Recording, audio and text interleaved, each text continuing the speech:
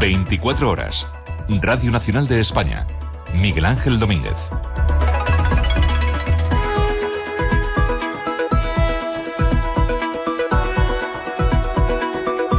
Nuestro invitado de hoy nació en un lugar de La Mancha de cuyo nombre nos acordamos perfectamente, Argamasilla de Alba, hombre de izquierdas, agricultor de profesión. Las encuestas es verdad que no le dan gran popularidad, pero lo cierto es que su formación política, desde que él está al frente, ha multiplicado votos. Cayo Lara, coordinador general de Izquierda Unida, muy buenas noches. Buenas noches. Como manchego, como natural de Argamasilla, Villa Cermantina, donde las haya. Oiga, ¿usted está más cerca de Sancho o de Quijote?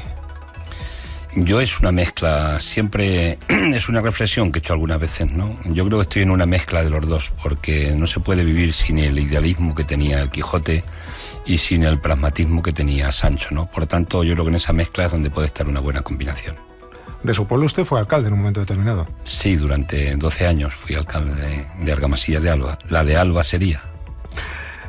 ¿Y en qué momento decidió dar el salto a la política nacional y, sobre todo, cómo es que se lo concedieron? ¿Cómo fue usted medrando en el mejor sentido del término, No soy gente de medrar. No, esa toma de conciencia llega porque yo empecé mis movimientos sindicales, fueron en el mundo agrario, lógicamente era agricultor. Por tanto, reivindicábamos entonces los precios de los productos agrarios, lo que nos robaban las azucareras.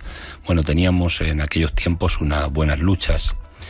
Y llegamos un día, llegas a la conclusión de que la pelea está bien en la calle, la protesta, la pancarta, los cortes de carretera que hacíamos en aquellos tiempos, pero al final llegas a la conclusión de que hay que cambiar el boletín oficial del Estado, ¿no?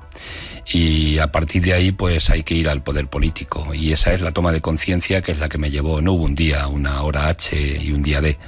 Fue sencillamente la toma de conciencia y llegar a la convicción de que había que comprometerse con el tiempo que me había tocado vivir en política directa. Y seguramente en muchos de esos momentos de su vida con esta música de trasfondo, la de La Bordeta. Somos como esos viejos árboles batidos por el viento que azota desde el mar. Hemos perdido compañeros, paisajes y esperanzas en nuestro caminar. La Bordeta, que fue durante un tiempo colaborador de esta casa de Radio Nacional de España, donde se le ha pinchado mucho. ¿Le conocía usted? No, directamente no. Yo sí, pero he estado en algún concierto de La Bordeta, y en aquellos tiempos en que encendíamos las luces en los grandes conciertos, las velas, los mecheros, lo que teníamos, ¿no? Y para mí ha sido una persona entrañable. Ha marcado, como otros tantos cantautores, ha marcado mi vida, ¿no? Y en el tema, en concreto, esta canción, Somos, la hemos utilizado en el mundo agrario, y recuerdo en un congreso que hicimos de la COAG, de la Coordinadora de Organizaciones de Agricultores y Ganaderos, que esta fue la música de fondo que tenemos, y allí lloraban hasta las piedras cuando de alguna manera nos sentíamos plenamente identificados con aquel homenaje que hacíamos al sindicalismo agrario español y con la canción de fondo de La Bordeta, esta canción preciosa, que es una reivindicación, en definitiva, para la gente que trabaja en el campo y que sufre y que se gana el pan cada día con sus manos. Anda, que no ha cambiado la cosa de entonces ahora con la PAC, por ejemplo.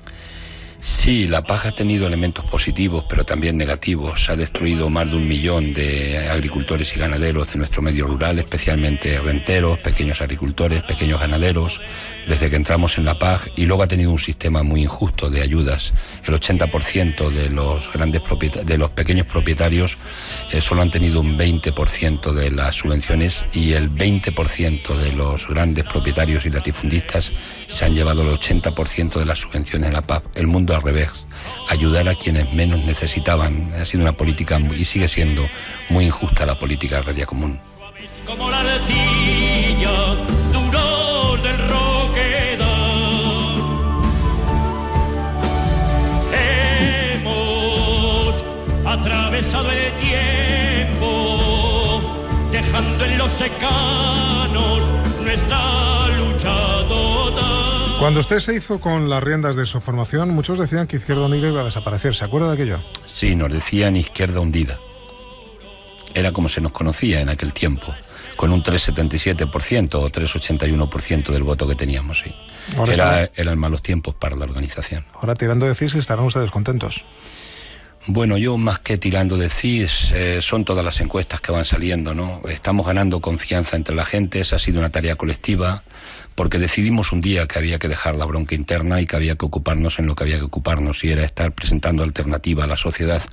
Y yo creo que eso lo hemos conseguido. Si se abre la hemeroteca de la prensa de los últimos casi 5 años en la Izquierda Unida, nos encontraremos con que hay pocas confrontaciones, pocas páginas negras de esas de están permanentemente de pelea, y lo poco que puede aparecer o lo que aparezca según qué medios, pues son en general propuestas críticas a la política actual neoliberal y sobre todo propuestas alternativas de que esto tiene salida y hay esperanza.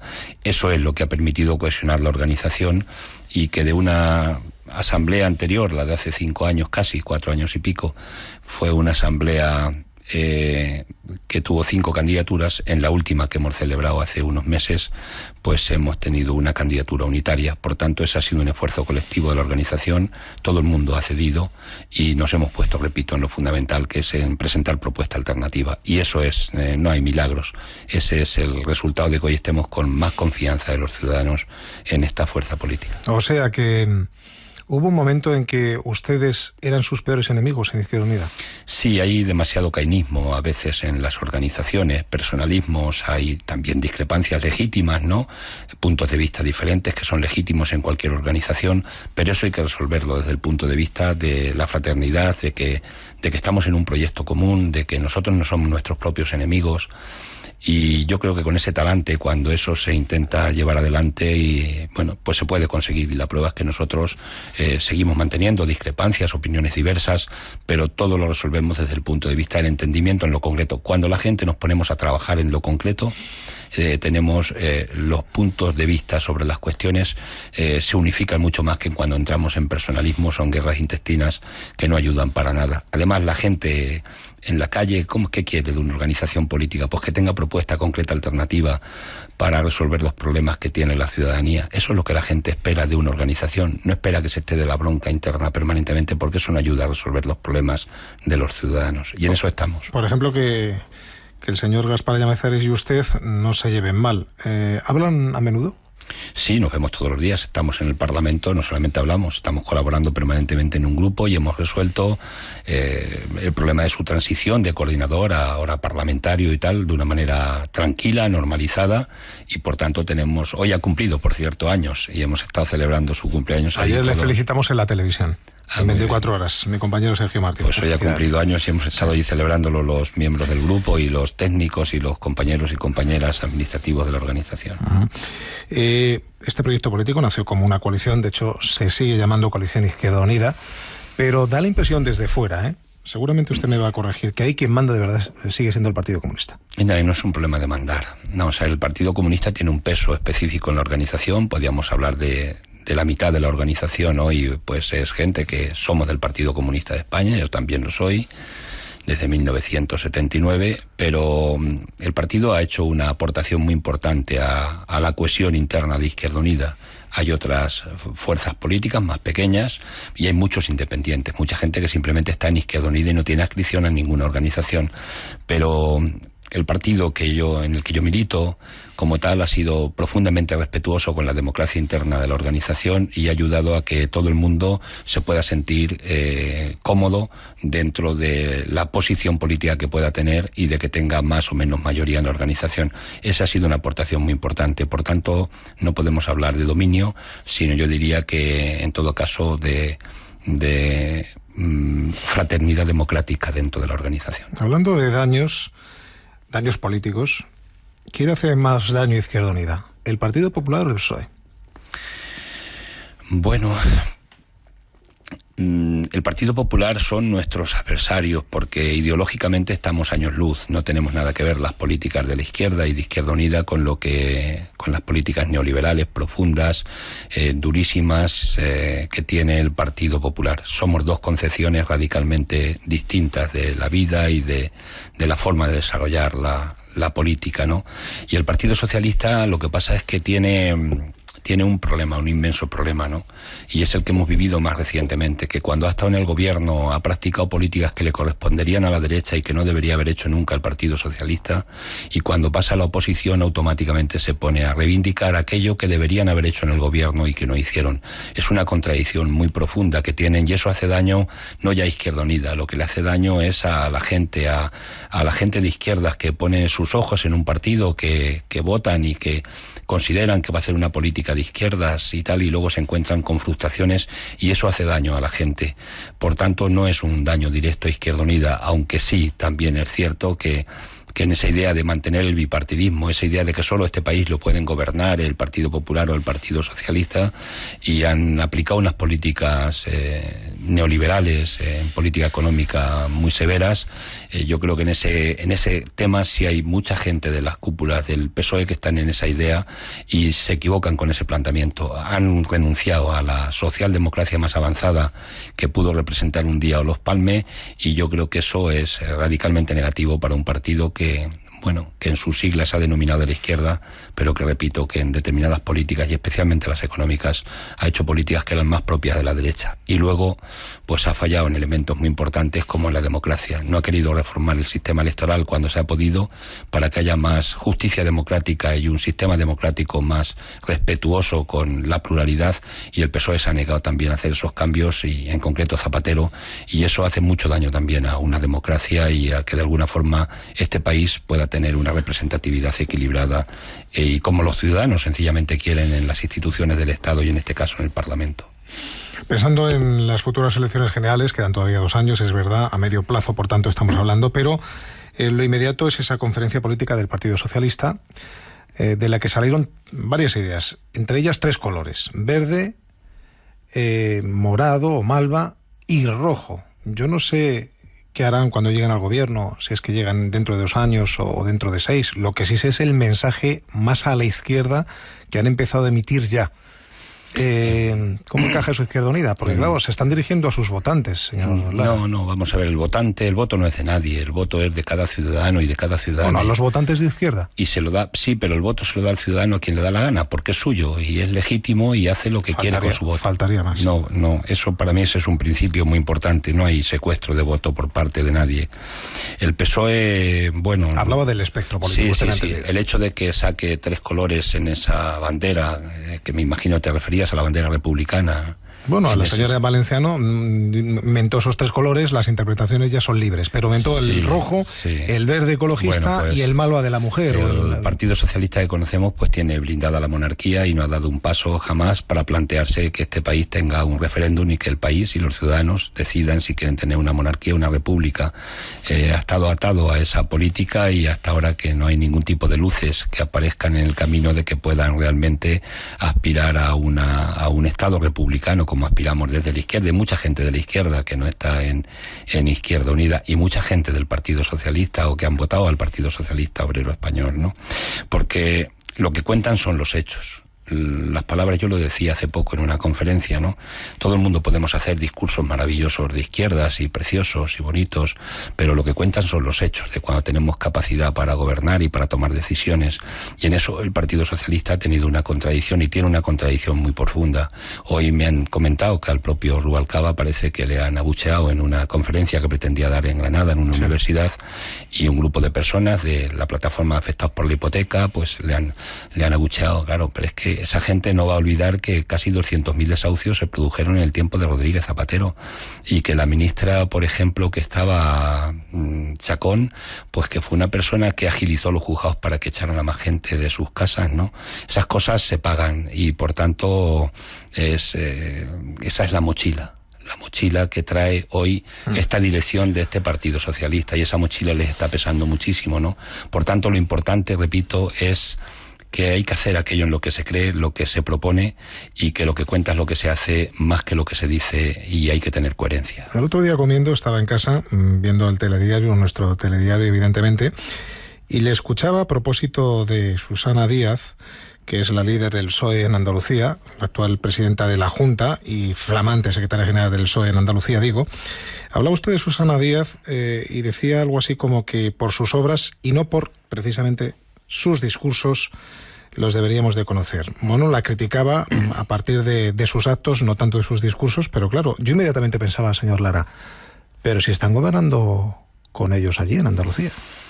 Sí, pero vamos, aquí se plantea, a mí no me gusta mucho hablar de los entresijos de los demás, ¿no? Susana hoy de los demás, ¿no? De Izquierda Unida. No, digo en este caso de Susana y de yo en eso casi es una cita bíblica, ¿no? Por sus obras lo conoceréis, ¿no? Pero es que además es verdad, es que eso es lo que cuenta.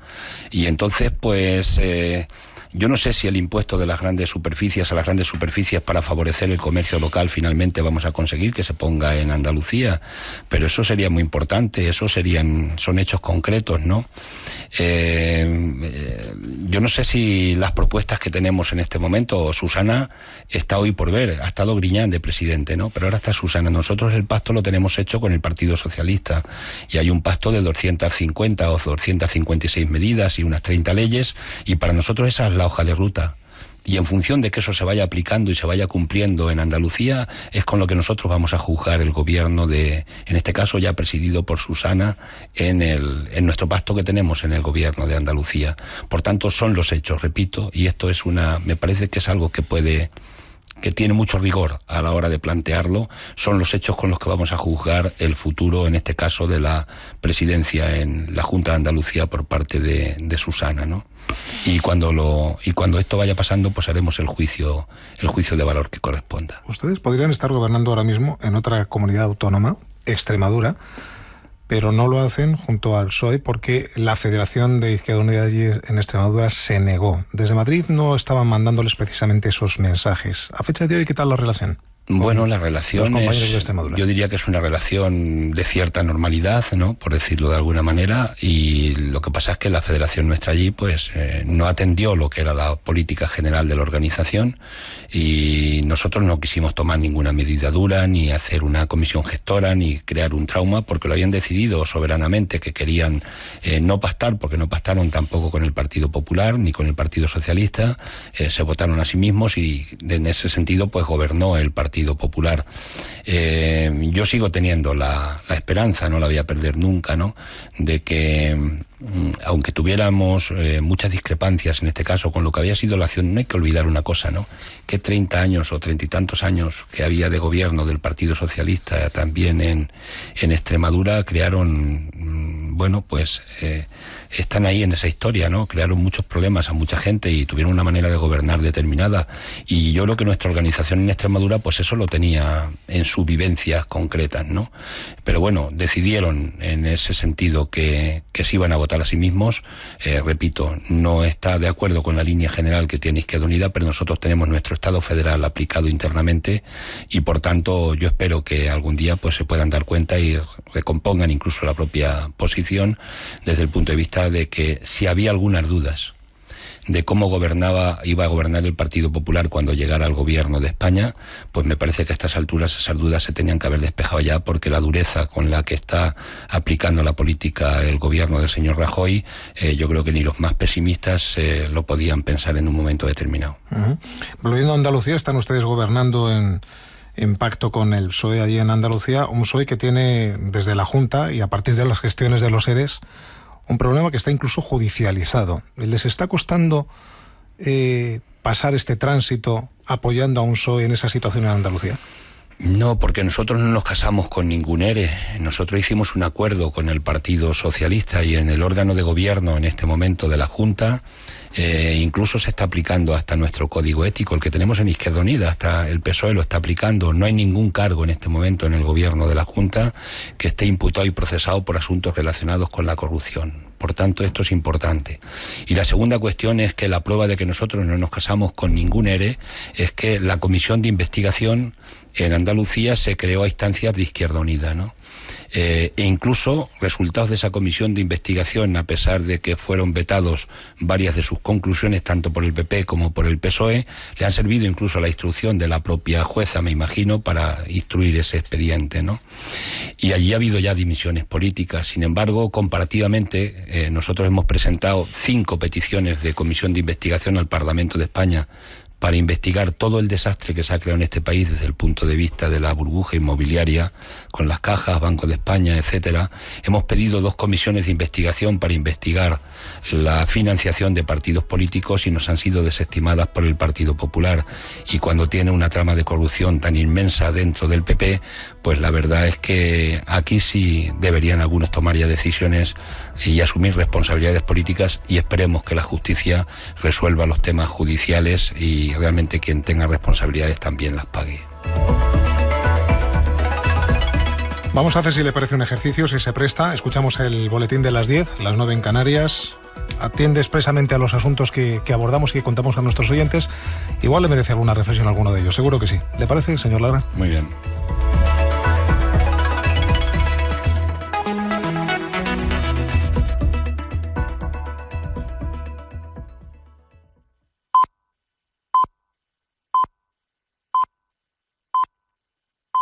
Porque así es, acaban de dar las 10, las 9 en Canarias. 24 horas. Radio Nacional de España. Miguel Ángel Domínguez. Y Yagoba Gutiérrez y Vicente Ortiz. Boletín de las 10. Buenas noches. Hola, buenas noches. Canarias y Cataluña han sido las primeras comunidades autónomas en anunciar recurso de inconstitucionalidad a la LOMCE, que recuerden ha quedado aprobada de forma definitiva este jueves en el Congreso con el único apoyo del Partido Popular. Irene Rigau es la consejera de Educación del Gobierno catalán. Es una invasión competencial a la hora de diseñar el contenido del currículum y a la vez la manera de garantizar la evaluación del sistema. Currículum y evaluación, 2 elementos claves de la política educativa y que deben ser recurridos porque afectan directamente nuestras competencias estatutarias. El curso que viene se pone en marcha la que será la 7ª reforma educativa de la democracia, con reválidas al final de secundaria y bachillerato. Crea una formación profesional básica de 2 años para alumnos con dificultades para aprobar. Se adelanta la elección de itinerarios entre la vía académica y la orientada hacia el trabajo. Se elimina educación para la ciudadanía y religión o su asignatura alternativa volverán a contar para la media. La LOMCE apoya los conciertos a centros que diferencian por sexos o incluso la cesión de suelo público para construir centros concertados. Miramos en este punto a los mercados. Hoy cierra Wall Street por la fiesta de Acción de Gracias, así que toda la atención puesta en Europa. Nueva jornada en positivo para el IBEX 35 y ya van 6 consecutivas, Mercedes Ruiz. Nuevo ascenso, en este caso de un 0,5%, que coloca al selectivo español en los 9.859 puntos, impulsado sobre todo por las ganancias de los valores financieros. También han ayudado los nuevos máximos con los que cerró anoche Wall Street, aunque hoy, como decías, los inversores no han contado con esa guía por ser festivo en Estados Unidos. Récord también para la bolsa de Frankfurt, que ha anotado un 0,4%, París ha sumado un 0,2%, Londres casi un 0,1% y la que más, Milán, que ha ganado un 0,9%. En el mercado de deuda, la prima de riesgo ha terminado subiendo a los 246 puntos básicos, mientras el euro repunta hasta el dólar con 36 centavos. En la energía, el petróleo tipo Brent se queda por encima de los $111 el barril. Jornada de números en Francia, donde hoy se han conocido también los datos de paro correspondientes al mes de octubre. Baja el número de parados, algo que el gobierno de ese país cree que puede marcar tendencia. Corresponsal en París, Luis Miguel Úbeda. El gobierno francés ha presentado la creación de 20.000 puestos de trabajo en octubre como el cambio de tendencia en la destrucción de empleo en Francia tras casi 2 años seguidos de aumento del paro. El ministro de Trabajo, Michel Chapin, ha declarado que se encontraban ante una disminución del desempleo. Et aujourd'hui, nous constatons qu'il y a une diminution du chômage, ce que beaucoup d'entre nous appelons l'inversion de la courbe du chômage. Y lo que muchos llamamos inversión de la curva del desempleo, decía el ministro. Las cifras del paro de octubre representan en porcentaje unas exiguas 6 décimas y están alimentadas en parte por la creación de empleo juvenil dentro de uno de los programas de contratos subvencionados que impulsa el gobierno galo. Habrá que esperar de aquí a fin de año para confirmar si estamos realmente ante un cambio de tendencia, a lo que se ha comprometido el presidente Hollande, porque hay otros signos, como la clara atonía de la actividad económica, que relativizan esta buena noticia para el gobierno francés. Gracias. Repasamos otros asuntos de forma más breve y empezamos en la Audiencia Nacional, que ha condenado a 56 años de cárcel al exdirigente de ETA, José Javier Arizcuren, alias Cantauri.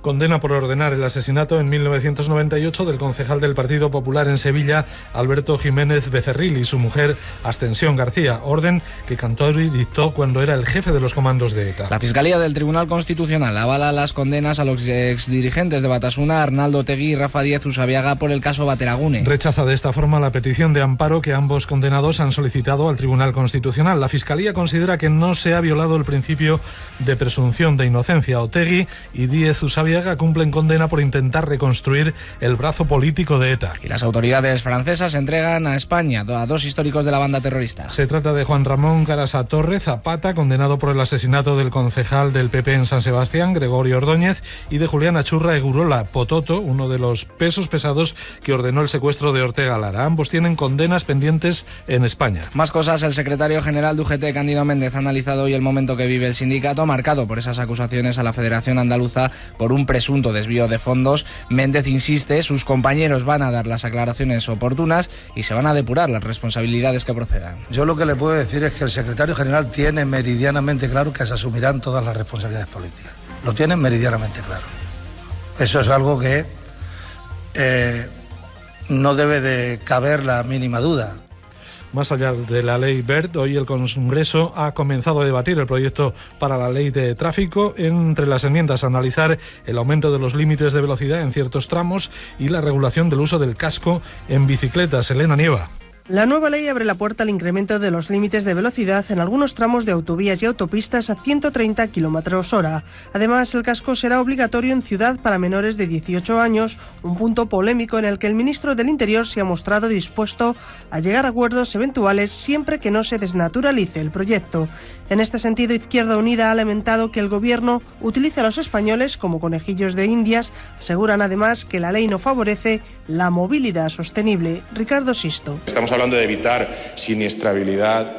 Pues, señor ministro, se producen muchas más lesiones craneales en los conductores de vehículos a motor porcentualmente que en los conductores de bicicletas. En total se reconocerán 20 supuestos para la pérdida de puntos, como por ejemplo llevar un vehículo con tecnología para detectar radares y que un taxista no lleve siempre puesto el cinturón de seguridad. Gracias, y terminamos con la previsión del tiempo para mañana viernes. Agencia Estatal de Meteorología. Jaime del Castillo, buenas noches. Buenas noches. Mañana viernes se esperan algunas precipitaciones localmente moderadas al principio del día en los extremos del sur y sureste de la península, aunque se abrirán claros en los cielos. También inestable en los archipiélagos, con chubascos localmente moderados en Baleares y lluvias débiles en Canarias. En el resto del país seguirá estable, aunque aumentarán las nubes en el Cantábrico Oriental, en el Alto Ebro, donde caerán también precipitaciones débiles. Por lo demás, la cota de nieve rondará los 900 metros en Baleares y los 900 o 1100 metros en el entorno de la Cordillera Ibérica Occidental. Además, las temperaturas subirán en gran parte de la península, salvo en el este, y se esperan heladas en muchas zonas del interior peninsular. Es una información de la Agencia Estatal de Meteorología. En 23 minutos más noticias aquí en 24 horas. Yagoba, Vicente, gracias. Hasta luego. Hasta luego.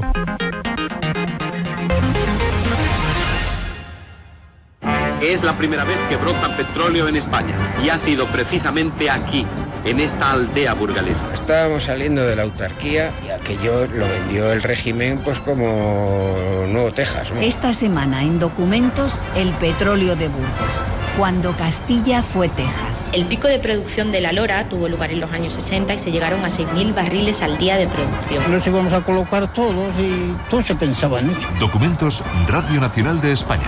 Los sábados a las 3 de la tarde en Radio Nacional. Es una historia triste, pero es que la historia del petróleo es una historia triste en general.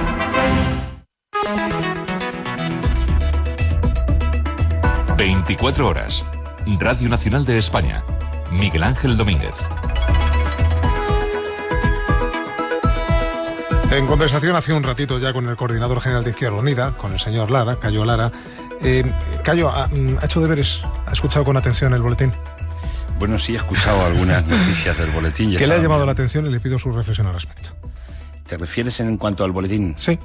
Por ejemplo, la LONCE. Hemos arrancado con la aprobación de la LONCE. Bueno, la que más me ha llamado la atención es no la noticia en sí, que ya es conocida, porque hoy se estaba en el Parlamento cuando hemos vuelto a perder una votación de las, yo ya creo que miles que llevamos perdidas con el rodillo del Partido Popular, pero que en este caso estas es una de las que se llevan la palma, ¿no? Van a continuar, por cierto, las manifestaciones y movilizaciones de la comunidad escolar. Es que Yo creo que nadie podíamos pensar que llegáramos a una reforma, con una contrarreforma tan dura de la LOMCE, que nos va a devolver incluso en alguna parte a tiempos del nacionalcatolicismo, ¿no?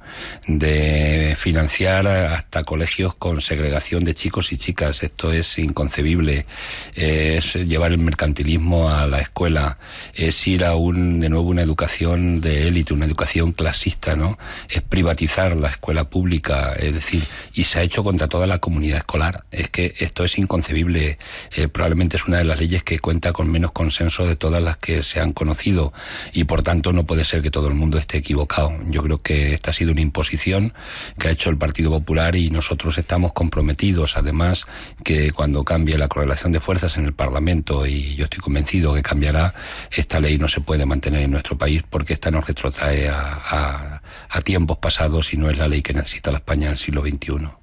¿Y cómo arreglamos el tema del fracaso escolar? ¿Cómo arreglamos el tema del rendimiento escolar, Cayo? Bueno, yo creo que lo primero también es que hay que darle esperanza a la gente, ¿no? Hemos tenido unos años que se ha vivido una burbuja inmobiliaria que ha hecho mucho daño desde el punto de vista también de la educación en nuestro país, además de que siguen faltando recursos. Todos los parámetros, eso de que se puede hacer siempre más con menos, eso es una falacia, ¿no? Para hacer buena educación hay que poner recursos en la educación y hay que creerse lo de la educación pública, y ningún talento, ningún cerebro se puede quedar en nuestro país sin que pueda llegar a tener los estudios universitarios. No se le pueden poner trabas a la gente con las tasas, con el tema de las becas, de recorte de becas que ha hecho el gobierno. Es decir, esa parte. Pero hemos vivido un tiempo muy duro, que ha sido el tiempo donde con la burbuja inmobiliaria muchos jóvenes incluso han dejado los colegios, ¿no? Y se han ido a buscar aparentemente dinero fácil en este modelo impresionante, tan duro, que ha hecho tanto daño a nuestro país y que ha hecho tanto daño también a la juventud. Por tanto, yo creo que estamos hablando de un modelo también, de que la gente necesita...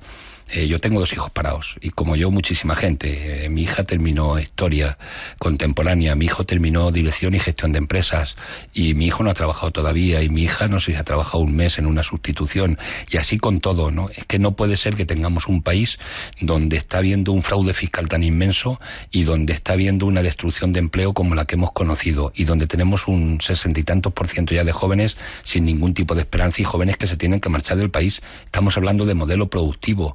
La gente de mi generación, y era una generación complicada, ¿no?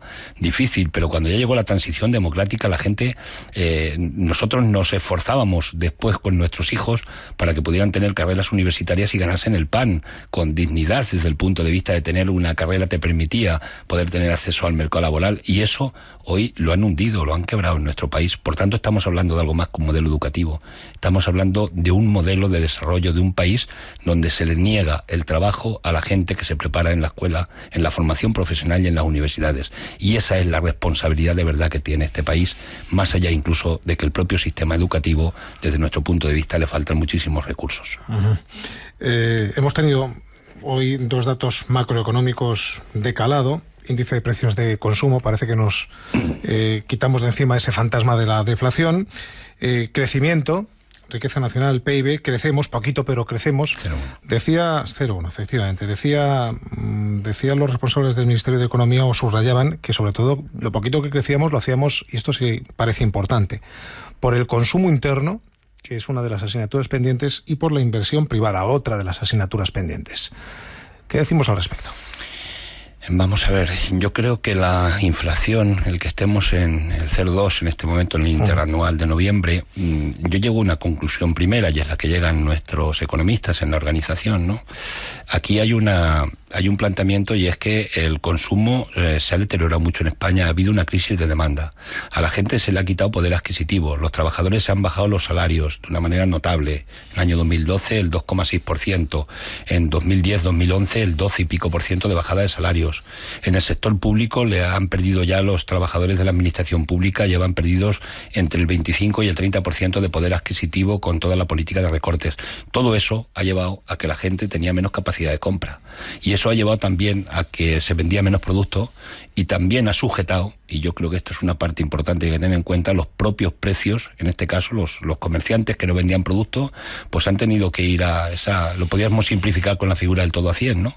Porque no hacían negocio, no vendían, y entonces han tenido que bajar. Ahora es todo los precios. €1. Sí, bueno, pero quiero decir que eso es un poco una de las claves de que la inflación no se haya movido hacia arriba. La falta de capacidad de poder adquisitivo, porque el crecimiento que ha habido ahora del consumo es momentáneo, es muy reciente, pero lo cierto es que hemos tenido una tonía de consumo muy importante, repito, en el país, porque hay una política equivocada de quitarle salarios a los trabajadores o haber perdido poder adquisitivo a los pensionistas en el año anterior, aunque en este los datos han sido positivos por la propia inflación, ¿no? Pero yo creo que ahí están las claves. No hay otras claves diferentes. Y el tímido crecimiento del 0,1%, yo voy a dar un dato. Los que entienden consideran que empleo no se empieza a crear hasta a partir de aproximadamente pues el 2% de crecimiento del Producto Interior Bruto. Hay algunos analistas que hablan del 1,5%. Del 1,5%, sí. Habla algunos, sí. Pero con el 0,1 tampoco hay previsión de crecimiento del empleo, que es lo más dramático. Y nosotros no nos alegramos para nada por eso, porque los que están parados es la gente nuestra. Cuando digo nuestra en el amplio sentido de la palabra, la clase trabajadora, la gente que está sufriendo la situación de paro en nuestro país. Y las previsiones que hay del gobierno para el año que viene, pues es que hay una pérdida de empleo todavía de un 0,2%. No sé cómo Rajoy se atreve a decir estas cosas que dice, cuando todo el mundo sabe la destrucción de empleo que se está produciendo en España. Y el propio Fondo Monetario Internacional apuntaba que en España habrá unos 120 y tantos mil empleos que se perderán también en el año que viene. Pero hay un dato también que cualitativamente es muy importante. Se está destruyendo empleo fijo y estable con la reforma laboral, empleo decente que llamamos nosotros, con salarios más o menos dignos, y se está sustituyendo en parte por empleo temporal, precario y a tiempo parcial. Este es un fenómeno muy importante. Como cotizantes en la Seguridad Social aparecen igual, el que cotiza por 400 euros que el que cotiza por 1.800. Pero lo cierto es que está habiendo una sustitución muy importante en ese sentido, deteriorando nuestro mercado laboral. Es verdad que las próximas elecciones generales van a ser dentro de 2 años, así que le hablo a medio plazo, es verdad. Pero ¿qué le dicen sus economistas cuando analizan esta situación que usted acaba de dibujar? ¿Qué le dicen a propósito de la oferta programática que ustedes podrían hacer ahora mismo, a fecha de hoy?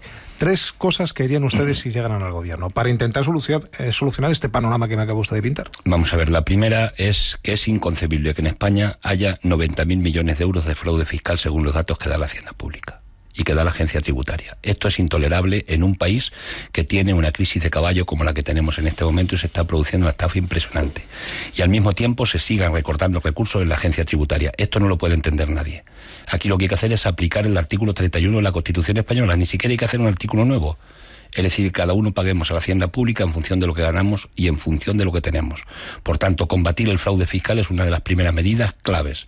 Y la segunda, hay que hacer una reforma fiscal progresiva, pero no para que todos paguemos más impuestos. Es que aquí hay gente que está desgravando muchísimos impuestos y especialmente las grandes empresas. Que se quitó el impuesto de patrimonio. Es que hay una figura que es la SICAS que solo pagan impuestos al 1%. Es que se rebajó el impuesto de sociedades. Del 35 se rebajó al 30 y al 25, depende del tipo de empresa.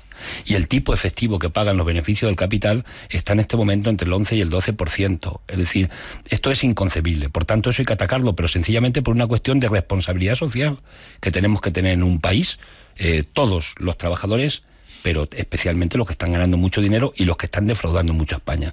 Por tanto, una primera medida importante. La segunda, España no puede mantener el pago de intereses de 36.000 millones de euros que pagamos este año, 36.590.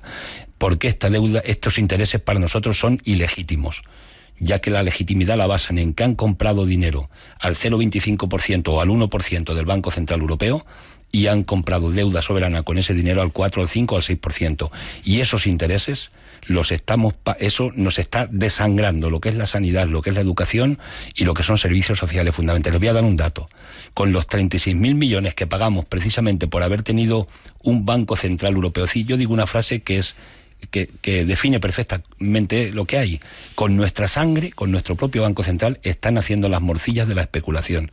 Con estos 36.000 millones de euros de intereses se podía crear 1,5 millones de puestos de trabajo cada año en España. Y esto no es una demagogia, esto es un dato concreto con los salarios medios que tenemos en España. Para que nos hagamos una idea, cada día pagamos de intereses lo que cuesta construir un hospital de 500 camas. Y eso es intolerable, repito, en este país no lo puede soportar. Y nosotros creemos que hay que plantar cara a los acreedores y decirles que los intereses, primero hay que hacer una auditoría de la deuda para ver qué parte de la deuda es ilegítima, pero en todo caso los intereses hay que plantar cara. Y le vamos a llevar una propuesta escrita a Rajoy, se lo anuncié en el último debate, para darle el fundamento de por qué no tenemos que plantar cara en el sentido este. Y la tercera cuestión, que yo creo que es muy importante, es no puede ser que un gobierno no atienda de manera inmediata lo que es a la gente que está parada y que cada vez está más en la exclusión social porque no tiene ninguna cobertura por parte del desempleo. El informe de Cáritas es espeluznante, el último que hemos conocido. Del incremento de la exclusión social, Cáritas lo define perfectamente y dice que la pobreza se está incrementando en España, pero también la riqueza, desgraciadamente, está creciendo el número de ricos y crece el número de pobres, pero que la pobreza es como consecuencia de la política de recortes. Y da un dato más, que viene una nueva oleada de mayor pobreza y es con toda la gente que son parados de larga duración, que no están cobrando ningún tipo de ayuda y que están en este momento viviendo de los abuelos, de las pensiones de los abuelos y de lo que les pueden prestar pues compañeros, amigos y en la subsistencia, y muchos desgraciadamente yendo a los comedores públicos. Esto es intolerable para un país y eso un gobierno lo tiene que afrontar, porque además lo dice en la Constitución española. Es que olvidamos la Constitución hasta el 6 de diciembre que la loa mucha gente, pero el artículo 41 dice cuando la gente está en situación de desempleo tiene que haber una cobertura, una ayuda del Estado para que la gente no caiga en la desintegración social, incluso en el suicidio, como conocemos que mucha gente también ha caído en nuestro país. Por tanto, eso serían 3 medidas de choque inmediatas para poder actuar en un momento determinado, porque además lo está lógicamente, yo creo que reclamando nuestro concepto cívico, nuestro concepto humanitario, nuestro concepto solidario, sencillamente, en una sociedad que no se puede permitir esta situación de deterioro. Fíjese que yo he aumentado dos conceptos que me van a permitir hacer las 2 siguientes preguntas. Uno de ellos es la Constitución. ¿Cómo está viviendo Izquierda Unida esta deriva soberanista, independentista de Esquerra Republicana? Eso ya era muy conocido, pero sobre todo de Convergencia y Unió, que es un mensaje que conocemos de un tiempo a esta parte, nada más. ¿Cómo lo está viviendo Izquierda Unida? Vamos a ver, nosotros lo que creemos es que detrás de las banderas no se pueden esconder los problemas sociales, ¿no? Y Convergencia y Unión ha sido corresponsable de la política bipartidista que se ha hecho en este país durante muchos años, ¿no? Nosotros estamos teorizando y teorizamos con criterio y con fundamento que durante años se ha desfiscalizado la hacienda pública en España. En los tiempos de la burbuja inmobiliaria, cuando entraba tanto dinero, cuando todo el mundo se sentía un pequeño capitalista en potencia con eso del capitalismo popular, aquí pasó una cosa que fue curiosa, y es que se fue desfiscalizando la hacienda pública, es decir, se fue rebajando más los impuestos a los más ricos. Hubo una frase que Zapatero acuñó, que bajar los impuestos era de izquierdas, ¿no? Y después, con el estallido de la burbuja, se hundió la economía en la hacienda pública. Pero de estas políticas ha sido corresponsable Convergencia y Unión. Y ahora se le reivindica al Estado que manden recursos a las comunidades autónomas, porque el problema no está que falten recursos en Cataluña, es que faltan recursos en todas las comunidades autónomas, porque se ha vaciado la hacienda pública del Estado. Pero no le preguntaba por el trasfondo, que también es importante. No, pero digo que esto es importante, ¿no? Sí, para conocerlo. Para explicar por qué están, entre otras cosas, argumentando esa necesidad de referéndum. Porque también Artur Mas ha aplicado políticas de recortes en Cataluña, ha hecho políticas neoliberales, también es corresponsable de la reforma laboral que tanto empleo ha destruido en España. Es que eso, la reforma laboral, de la más dura de la democracia que ha hecho el gobierno de Rajoy, se endureció en el Senado también con el voto de Convergencia y Unión. Entonces, no hay un problema claro, se ha vendido un mensaje muy simple en Cataluña, y es: España nos roba, siendo independientes vamos a ser más felices. Y eso no es cierto. Eso, en Cataluña hay un problema de clases sociales, de aplicar unas políticas neoliberales que hacen daño en Cataluña, pero que hacen daño en Madrid. ¿Cómo gestionaría usted esta situación? Esta situación que ¿cómo la vivo? ¿Cómo la enfocaría? ¿Cómo la encarrilaría usted? Una situación que nos lleva a una consulta soberanista o de corte independentista para 2014, si hacemos caso a lo que nos dice el presidente de la Generalitat. Yo creo que, vamos a ver, el independentismo en Cataluña ha ganado hegemonía, y es legítimo, ¿no? Hay un independentismo histórico en Cataluña de la gente que se considera legítima independentista, pero ha ganado hegemonía.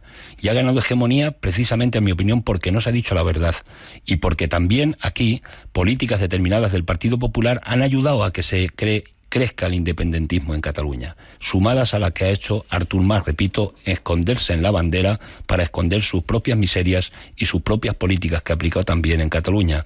Y yo creo que la solución, y lo hemos teorizado en la organización, pasa porque tiene que haber acuerdo entre Cataluña, entre el resto de las fuerzas políticas del Estado y el Gobierno, para si quieren hacer una consulta que la hagan, porque la consulta lo que va a permitir es que el debate se pueda profundizar en Cataluña, que se pueda realmente hacer un debate profundo donde los que, como nosotros defendemos el Estado federal, es decir, el encaje de Cataluña en el conjunto del Estado español... Eso me suena a mensaje también socialista. Vamos a ver, nosotros estamos en eso desde el minuto 1, lo que pasa es que no sonaba, no se escuchaba a través de los medios. Ahora ya el PSOE dice bienvenido sea al modelo federal del Estado, pero eso no estaba en los postulados del Partido Socialista hace solamente unos cuantos de meses, y mucho menos hace unos cuantos de años. Nosotros hemos creído en el Estado federal porque hubiera resuelto el problema definitivamente del encaje de Cataluña en el conjunto del Estado español, porque además nosotros creemos que una separación de Cataluña desde el punto de vista territorial y creando un Estado propio sería malo para España y sería malo también para Cataluña. No creemos en eso. Por eso este debate nos permitiría a todos defender, a los que defendemos y creemos en el modelo del Estado federal y el encaje de Cataluña en el conjunto del Estado, sin ninguna duda permitiría que defendiéramos eso, y yo creo que habría sectores muy importantes cada vez más de la sociedad catalana que se apuntaría al modelo del Estado federal. Y luego quiero decir también una cosa, ¿no? Nosotros creemos que el Estado federal tiene que garantizar principios básicos elementales de igualdad para todos los ciudadanos en cualquier parte de los territorios del Estado español. Para nosotros esa es una regla de oro importante, y vamos a tener una conferencia en el mes de enero en nuestra organización para ponerle los apellidos al Estado federal, es decir, el modelo de Estado federal que defiende Izquierda Unida, ¿cuál es en lo concreto? Y eso lo vamos a definir en nuestra conferencia que tenemos en el mes de enero. Y luego hablaba de los más desfavorecidos, hablaba de los comedores sociales, citaba a Cáritas, vinculada directamente a la religión católica, a la Iglesia católica. Yo diría que a la parte social de la Iglesia. Bien, no, es que le iba a preguntar por ser precisos, ¿no? Le iba a preguntar por el Papa y sus últimos mensajes. Y sí. Le pedía una reflexión breve, porque se nos acaba el tiempo, Cayo, pero quería que me glosara usted la figura del Papa tal y como la ve usted, lógicamente. Sí, nosotros en mi propio nacimiento también en la vida política pues tuvimos y tenemos mucha relación, pero especialmente la tuvimos entonces con todos los movimientos de cristianos por el socialismo que había en la Iglesia, por organizaciones como OAS, como la JOC. En definitiva, había una especie de comunión entre la gente que era cristianos de base y lo que eran los que defendíamos las teorías marxistas y las teorías de la izquierda política alternativa, ¿no? Hemos tenido mucha vinculación y mantenemos porque hay relaciones estrechas en ese sentido, profundas. Y este Papa lo que ha hecho desde nuestro punto de vista es que está entroncando con ese pensamiento cristiano de la base de la Iglesia que no tiene nada que ver con nuestra jerarquía. Me imagino que al señor Rouco pues se le debe retorcer, no tiene bigote, pero se debe poner muy nervioso cada vez que escucha estas afirmaciones que está haciendo el nuevo Papa. Yo lo sintetizaría en una frase: este Papa está, por lo pronto, en lo que está diciendo en este momento y hechos que está haciendo, está entroncando con lo que es la base social de la Iglesia. El subrayado de Antonio Vicente. Cayo Lara, buen pelo blanco, a punto de cumplir 62, bien llevados para el tute que se dio en el campo. Gafas de montura dorada, camisa blanca, chaqueta negra y vaqueros. Mirada centrada en un punto lejano, pero concreto. Reconoce que en Izquierda Unida ha habido demasiado caínismo, que se ha solucionado, curiosamente, con una fraternidad algo menos bíblica y más práctica. No en vano, viene del cumpleaños de un compañero llamado Gaspar. Ve con escepticismo esa renovación del PSOE que sitúa más en los discursos floridos que no hacen olvidar los hechos. Por sus obras los conoceréis, como diría el Papa Francisco. Obras que en Andalucía están escritas y que son todo el amor que Izquierda Unida está dispuesta a dar a los socialistas andaluces, ya sean de José Antonio o de Susana. Un amor efímero y terrenal que no les ciega para investigar los seres. Observa el rodillo mayoría del PP como un dolor crónico que pasa por la ley de educación, por la reforma laboral, por los recortes, por el fraude fiscal de las grandes empresas, de las grandes fortunas, de los intereses de la deuda española, que traduce indignado en camas de hospitales, en puestos de trabajo, en lucha contra la pobreza. Cayo Lara es un hombre sólido, de sol y de tierra, asombrado ante abstractos y enrevesados discursos liberales que nada tienen que ver con la semilla y la espiga, con la lluvia y la sequía. Vivió aterrorizado por un infierno que era mentira y encontró la libertad en desconfiar de lo que no se toca. Niega su alma como niega el constipado del que está saliendo. Reivindica en su lugar su corazón y sus manos, a las que se encomienda cuando las cosas van mal. Y a ellas y a unas ideas impermeables al problema de las pensiones, pues dice, nunca se jubilarán.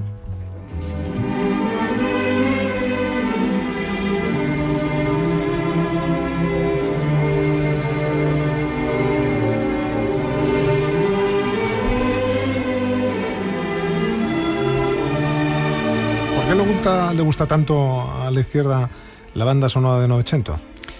Bueno, para mí es una película entrañable, además que la música es muy buena, ¿no? Pero es una película entrañable. Yo creo que una parte también de mi cultura política, la que vamos adquiriendo a lo largo del tiempo, no solamente a los cantautores como La Bordeta, que decía anteriormente, también se debe al buen cine, en este caso el cine que refleja el principio del siglo 1920 aproximadamente en la Italia prefascista, y que después finalmente pues es una película riquísima de los jornaleros, de los campesinos italianos, y donde refleja perfectamente lo que era aquel tiempo, ¿no? Bertolucci la hizo, dicen que con Capitán Americano, eso no lo he llegado nunca a contrastar, pero lo que sí es cierto es que esta película estuvo vetada durante un tiempo en Italia, porque decían que si esta película se popularizaba en aquel tiempo, podía el Partido Comunista, entonces que tenía un 33% del voto, ganar las elecciones en Italia. Hasta ese nivel tenía importancia, ¿no? Y bueno, le tengo tanto, yo diría, cariño a esta película, que hasta a mi hijo le pusimos el nombre del actor que ejercía Gerard Depardieu, ¿no? Olmo. Cayo Lara, coordinador general de Izquierda Unida. Gracias, muy buenas noches. A vosotros.